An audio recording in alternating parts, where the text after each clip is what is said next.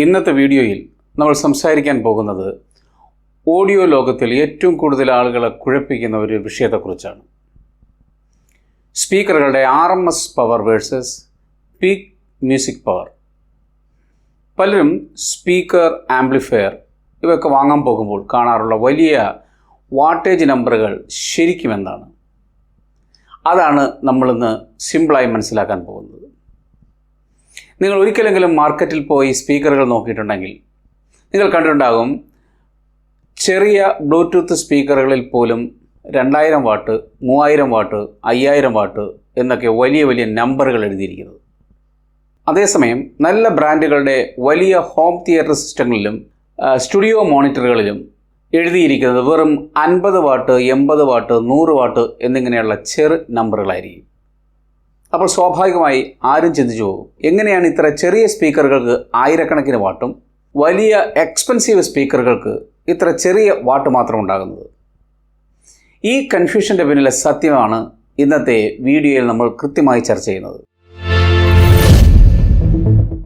നമസ്കാരം സുഹൃത്തുക്കളെ, എല്ലാവർക്കും റോംബസ് സയൻസിൻ്റെ മറ്റൊരു സയൻസ് ആൻഡ് ടെക് വീഡിയോയിലേക്ക് സ്വാഗതം. ആദ്യം വളരെ അടിസ്ഥാനത്തിൽ നിന്ന് തുടങ്ങാം. ഓഡിയോയിൽ പവർ എന്നത് എന്താണ്? സിമ്പിളായി പറഞ്ഞാൽ, ആംപ്ലിഫയറിൽ നിന്ന് സ്പീക്കറിലേക്ക് 1 സെക്കൻഡിൽ ഒഴുകുന്ന ഇലക്ട്രിക് ഊർജ്ജമാണ് നമ്മൾ സ്പീക്കറിൻ്റെ പവർ എന്ന് പറയുന്നത്. ആ ഇലക്ട്രിക് എനർജി ശബ്ദമായി മാറ്റുക എന്നതാണ് സ്പീക്കറിൻ്റെ ധർമ്മം. പക്ഷെ പ്രശ്നം തുടങ്ങുന്നത് ഇവിടെ നിന്നാണ്. കമ്പനികൾ ഈ പവർ എന്ന വാക്കിനെ 2 രീതിയിൽ ഉപയോഗിക്കുന്നു. ഒന്നാമത്തേത് RMS പവർ, രണ്ടാമത്തേത് പീക്ക് പവർ. സാധാരണ ഉപഭോക്താക്കൾക്ക് ഇതിൻ്റെ വ്യത്യാസം അറിയില്ല. അതാണ് ഈ മുഴുവൻ കുഴപ്പത്തിൻ്റെയും കാരണം. സ്പീക്കറോ ആംപ്ലിഫയറോ വാങ്ങുമ്പോൾ നമ്മൾ പ്രാധാന്യം കൊടുക്കേണ്ടത് RMS പവറിന് മാത്രമാണ്. ഇനി RMS പവർ എന്താണെന്ന് നമുക്ക് നോക്കാം. RMS എന്നത് റൂട്ട് മീൻ സ്ക്വയർ എന്ന ഒരു സാങ്കേതിക പദത്തിൻ്റെ ചുരുക്കെഴുത്താണ്. ഒരു ഓഡിയോ സിഗ്നലിലെ ശരാശരി പവർ അളക്കാനുള്ള ഗണിതശാസ്ത്രീയ രീതിയാണ് ഈ RMS എന്നത്. ഓഡിയോ സിഗ്നലുകൾ ഒരു ബാറ്ററിയിലെ വൈദ്യുതി പോലെ സ്ഥിരതയാർന്നതല്ല. സംഗീതം, ശബ്ദം, ബീറ്റ്സ് എന്നിവ അനുസരിച്ച് അവ നിരന്തരം ഉയർന്നും താന്നും പൊയ്ക്കൊണ്ടിരിക്കും. അപ്പോൾ തൽക്ഷണ പവർ അഥവാ ഇൻസ്റ്റൻറ്റേനിയസ് പവർ മാറിക്കൊണ്ടിരിക്കുന്ന അർത്ഥം. അതായത് DC പവർ പോലെ ഒരു സ്ഥിരതയാർന്ന പവർ ഇവിടെ പറയാൻ കഴിയില്ല. അതുകൊണ്ട് തന്നെ ഒരു സ്പീക്കർ ദീർഘനേരം യഥാർത്ഥത്തിൽ കൈകാര്യം ചെയ്യാൻ കഴിയുന്ന പവർ അളക്കാൻ യാഥാർത്ഥ്യപരമായ ഒരു രീതി ആവശ്യമാണ്. ആ അളവാണ് RMS പവർ എന്നത്. ലളിതമായി പറഞ്ഞാൽ RMS പവർ എന്നത് ഒരു സ്പീക്കർ ഡിസ്റ്റോർഷൻ ഇല്ലാതെയും കേടുപാടുകൾ വരാതെയും സുരക്ഷിതമായി തുടർച്ചയായി കൈകാര്യം ചെയ്യാൻ കഴിയുന്ന പവറിനെയാണ് സൂചിപ്പിക്കുന്നത്. ഉദാഹരണത്തിന്, ഒരു സ്പീക്കറിൽ 60 വാട്ട് RMS എന്ന് എഴുതിയിട്ടുണ്ടെങ്കിൽ അതിനർത്ഥം ആ സ്പീക്കറിന് മണിക്കൂറുകളോളം 60 വാട്ട് പവർ പ്രശ്നമില്ലാതെ കൈകാര്യം ചെയ്യാൻ കഴിയുമെന്നാണ്. ശബ്ദം ക്ലീനായിരിക്കും, ഡിസ്റ്റോർഷൻ ഉണ്ടാകില്ല, സ്പീക്കർ ചൂടായി കത്തിപ്പോവുകയുമില്ല. അതാണ് യഥാർത്ഥ യൂസബിൾ പവർ എന്നത്. ഈ RMS റേറ്റിംഗ് എങ്ങനെ അളക്കുന്നു എന്നതും ചെറിയ രീതിയിൽ ഞാനൊന്ന് പറയാം. സാധാരണ ലാബുകളിൽ ക്ലീൻ സൈൻ വേവ് സിഗ്നൽ ഉപയോഗിച്ച് സ്പീക്കറിലേക്ക് തുടർച്ചയായി പവർ കൊടുത്ത് അത് ഡിസ്റ്റോർഷൻ ഇല്ലാതെ എത്ര നേരം പ്രവർത്തിക്കുന്നു എന്ന് പരിശോധിച്ചാണ് RMS റേറ്റിംഗ് തീരുമാനിക്കുന്നത്. അതിനാൽ RMS എന്നത് ശാസ്ത്രീയമായതും റിപ്പീറ്റ് ചെയ്യാൻ കഴിയുന്നതുമായ ഒരു വിശ്വസനീയമായ അളവാണ്. ഇനി പീക്ക് പവർ എന്താണെന്ന് നോക്കാം. പീക്ക് പവർ എന്നത് ഒരു സ്പീക്കറിന് വളരെ ചെറിയ നേരത്തേക്ക് മാത്രം സഹിക്കാൻ കഴിയുന്ന പരമാവധി പവറാണ്. സാധാരണയായി ഇത് മില്ലി സെക്കൻഡ് പോലുള്ള വളരെ ചെറിയ സമയത്തേക്കുള്ള റേറ്റിംഗ് മാത്രമാണ്. സംഗീതത്തിൽ ചില സഡൻ ലൗഡ് ബീറ്റ്സ് വരുമ്പോൾ മാത്രമാണ് ഈ പീക്ക് പവർ സംഭവിക്കുന്നത്. അതിനെ അടിസ്ഥാനമാക്കിയാണ് കമ്പനികൾ വലിയ വലിയ നമ്പറുകൾ എഴുതുന്നത്. ഈ പീക്ക് പവറിന് RMS പവർ കണക്കാക്കുന്ന പോലെ ഒരു സ്റ്റാൻഡേർഡ് ഇല്ല. അതാണ് സത്യം. അതുകൊണ്ടാണ് അതിനെ വിശ്വാസ്യതയില്ലാത്ത ഒന്നായി നാം കരുതുന്നത്.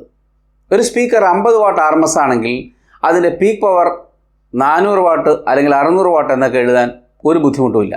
പക്ഷേ അതേ സ്പീക്കറിൽ 400 വാട്ട് നിങ്ങൾ തുടർച്ചയായി കൊടുക്കുകയാണെങ്കിൽ അത് നിമിഷങ്ങൾക്കുള്ളിൽ കത്തിപ്പോകും. അതിനാൽ പീക്ക് പവർ എന്നത് പ്രാക്ടിക്കലായി നമുക്ക് വലിയ ഉപയോഗമുള്ള ഒരു നമ്പരേ അല്ല. ഇത് സ്പ്രിൻറ്റും മാരത്തോൺ പോലെയാണ്.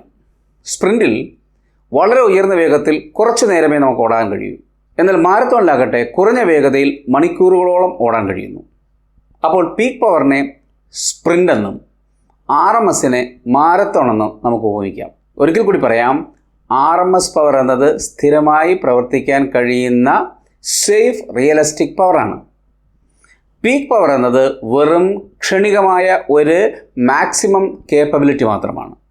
ഇതിനും വലിയ ഒരു കൺഫ്യൂഷൻ ഉണ്ടാക്കുന്ന മറ്റൊരു വാക്കുണ്ട്, PMPO, peak music power output. പല സ്പീക്കറുകളിലും നിങ്ങൾ കാണുന്ന ഈ പീക്ക് മ്യൂസിക് പവർ ഔട്ട്പുട്ട് ഏതാണ്ട് പീക്ക് പവർ പോലെ തന്നെയാണ്, വാക്കിൽ വ്യത്യാസം മാത്രമേ ഉള്ളൂ. ഇതിന് ശാസ്ത്രീയമായ ഒരു സ്റ്റാൻഡേർഡും ഇല്ല. കമ്പനികൾക്ക് ഇഷ്ടമുള്ള പോലെ കണക്കാക്കി എഴുതാവുന്ന ഒരു പ്യുവർ മാർക്കറ്റിംഗ് നമ്പർ മാത്രമാണിത്. അതിനാലാണ് ഞാൻ തുടക്കത്തിലേ പറഞ്ഞത്, 10-15 വാട്ട്സുള്ള ചെറിയ ബ്ലൂടൂത്ത് സ്പീക്കറുകളിൽ പോലും 5000 വാട്ട് PMPO അതല്ലെങ്കിൽ 10000 വാട്ട് PMPO എന്നൊക്കെ കാണും. ഇനി പ്രാക്ടിക്കലായി സംസാരിക്കാം. നിങ്ങളൊരു ആംപ്ലിഫയറിൻ്റെയും സ്പീക്കറിൻ്റെയും പവർ മാച്ച് ചെയ്യുമ്പോൾ എന്താണ് നോക്കേണ്ടത്? ഉത്തരം വളരെ സിമ്പിളാണ്. എപ്പോഴും RMS റേറ്റിംഗ് മാത്രം നോക്കുക. ഉദാഹരണത്തിന്, നിങ്ങളുടെ സ്പീക്കർ 100 വാട്ട് RMS ആണെങ്കിൽ അതിനൊപ്പം ഉപയോഗിക്കുന്ന ആംപ്ലിഫയറും ഏകദേശം 80 വാട്ട് മുതൽ ഒരു 120 വാട്ട് RMS ഉള്ളതായിരിക്കണം. പീക്ക് പവർ നോക്കി ഒരിക്കലും ഒരു ഉപകരണം തിരഞ്ഞെടുക്കരുത്. അത് ചെയ്താൽ തെറ്റായ മാച്ചിങ് ആകും. ഇപ്പോൾ റിയൽ ലൈഫ് സിറ്റുവേഷൻ കൽപ്പിക്കാം.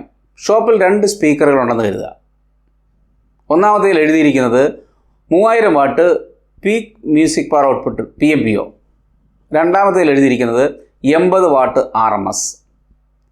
സാധാരണ ആളുകൾക്ക് തോന്നും 3000 വാട്ട് എന്ന സ്പീക്കറാണ് കൂടുതൽ പവർഫുൾ എന്ന്, കാരണം വലിയ നമ്പറാണല്ലോ. യഥാർത്ഥത്തിൽ 80 വാട്ട് RMS എന്ന് കൃത്യമായി എഴുതിയിരിക്കുന്ന സ്പീക്കറായിരിക്കും കൂടുതൽ ലൗഡും ക്ലിയറും റിലയബിളുമായിരിക്കുക.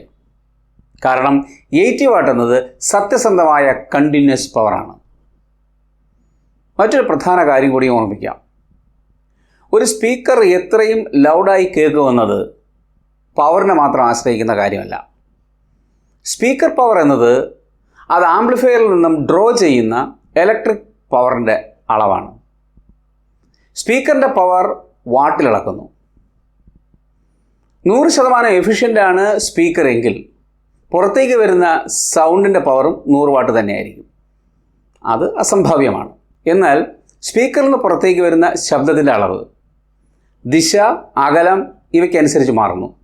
അതുകൊണ്ട് തന്നെ sound pressure level at A particular location, അത് വച്ചിട്ട് അതിൻ്റെ യൂണിറ്റ് ഡെസിബലാണ്, അതായിട്ടാണ് സ്പീക്കറിൽ നിന്നുള്ള ശബ്ദത്തെ അളക്കുന്നത്. അതിനാൽ സ്പീക്കർ തിരഞ്ഞെടുക്കുമ്പോൾ വളരെ പ്രധാനപ്പെട്ട ഒരു കാര്യം നോക്കേണ്ടതെന്നാണ് അതിൻ്റെ SPL sensitivity, sound pressure level സെൻസിറ്റിവിറ്റിയാണ്. ഒരു സ്പീക്കറിൻ്റെ SPL എന്നത് ഒരു സ്പീക്കർ എത്ര എഫിഷ്യൻ്റ്ലി ലൗഡായി ശബ്ദം ഉണ്ടാക്കുന്നു എന്നതിൻ്റെ അളവാണ്. സ്പീക്കർ സ്പെസിഫിക്കേഷനിൽ ഇങ്ങനെ കാണാം, 90 dB at 1 watt per metre. എന്താണ് അതിൻ്റെ അർത്ഥം? ആ സ്പീക്കറിലേക്ക് 1 വാട്ട് പവർ കൊടുത്താൽ 1 മീറ്റർ ദൂരത്ത് നിന്ന് കേൾക്കുമ്പോൾ 90 ഡെസിബൽ ശബ്ദം ലഭിക്കും. ഇതാണ് സ്പീക്കറിൻ്റെ എഫിഷ്യൻസി. അപ്പോൾ ലൗഡ്നെസ് തീരുമാനിക്കുന്നത് വാട്ടേജ് മാത്രമല്ല, അതിൻ്റെ സെൻസിറ്റിവിറ്റി കൂടിയാണെന്ന് നിങ്ങൾക്ക് മനസ്സിലായല്ലോ. ഉദാഹരണത്തിന്, ഒരു സ്പീക്കർ 86 dB സെൻസിറ്റിവിറ്റി ആണെന്നും മറ്റൊന്ന് 92 dB സെൻസിറ്റിവിറ്റി ആണെന്നും കരുതുക. രണ്ടും 100 വാട്ട് RMS സ്പീക്കറാണെങ്കിലും 92 dB ഉള്ള സ്പീക്കർ വളരെ കൂടുതലായി ലൗഡായി കേൾക്കും. കാരണം ഓഡിയോയിൽ ഓരോ 3 dB വർധനയും ഏകദേശം ഇരട്ടി ലൗഡ്നെസ് നൽകുന്നു. അതിനാൽ ചെറിയ ആംപ്ലിഫയർ ഉപയോഗിക്കുന്നവർക്ക് ഹൈ സെൻസിറ്റിവിറ്റി സ്പീക്കേഴ്സ് കൂടുതൽ ലൗഡ് സൗണ്ട് കിട്ടാൻ സഹായിക്കും. ചുരുക്കി പറഞ്ഞാൽ SPL സെൻസിറ്റിവിറ്റി എന്നത് ഒരു സ്പീക്കർ കുറച്ച് പവറിൽ എത്ര ലൗഡായി പ്ലേ ചെയ്യുന്നു എന്നതിൻ്റെ അളവാണ്. അതിനാൽ സ്പീക്കർ വാങ്ങുമ്പോൾ RMS പവറിനൊപ്പം അതിൻ്റെ സെൻസിറ്റിവിറ്റി വാല്യൂ SPL കൂടി നിർബന്ധമായും ശ്രദ്ധിക്കണം. നിങ്ങൾ ഇന്നു മുതൽ ഓഡിയോ സിസ്റ്റങ്ങൾ വാങ്ങുമ്പോൾ ഈ ഗോൾഡൻ റൂൾ ഓർമ്മിക്കണം. Always ignore peak power and look for RMS power. ഇതൊന്നും മറക്കാതിരുന്നാൽ നിങ്ങൾക്കൊരിക്കലും വാട്ടേജ് നമ്പറുകൾ കുഴങ്ങേണ്ടി വരില്ല. വീഡിയോ അവസാനിപ്പിക്കുന്നതിന് മുമ്പ് നിങ്ങൾ ഓർമ്മിക്കേണ്ട 3 പ്രധാന കാര്യങ്ങൾ ഞാൻ ഒന്നുകൂടി ചുരുക്കി പറയാം.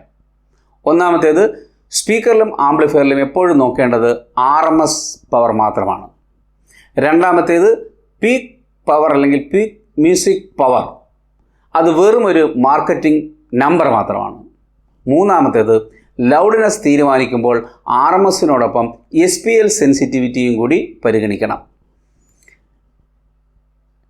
ഈ 3 കാര്യങ്ങൾ മനസ്സിലാക്കിയാൽ നിങ്ങൾക്ക് ഓഡിയോ ഉപകരണങ്ങൾ തിരഞ്ഞെടുക്കുമ്പോൾ ഒരിക്കലും തെറ്റുപറ്റില്ല, അതുറപ്പാണ്. ഇന്നത്തെ ഈ വീഡിയോ നിങ്ങൾക്ക് ഉപകാരപ്പെട്ടെന്ന് ഞാൻ വിശ്വസിക്കുന്നു. ഇത്തരത്തിലുള്ള കൂടുതൽ സയൻറ്റിഫിക് ടെക് വീഡിയോകൾക്കായി ഈ ചാനൽ സബ്സ്ക്രൈബ് ചെയ്യാൻ മറക്കരുത്. ഈ വീഡിയോ ഇഷ്ടമായെങ്കിൽ ദയവായി നിങ്ങൾ ഷെയർ ചെയ്യുക. സംശയങ്ങൾ എന്തെങ്കിലും ഉണ്ടെങ്കിൽ കമൻറ്റ് ബോക്സിൽ രേഖപ്പെടുത്തുക. ഇനി മറ്റൊരു വീഡിയോയുമായി അടുത്ത ആഴ്ച വീണ്ടും കാണാം. അതുവരെ stay curious. Good bye. Thank you.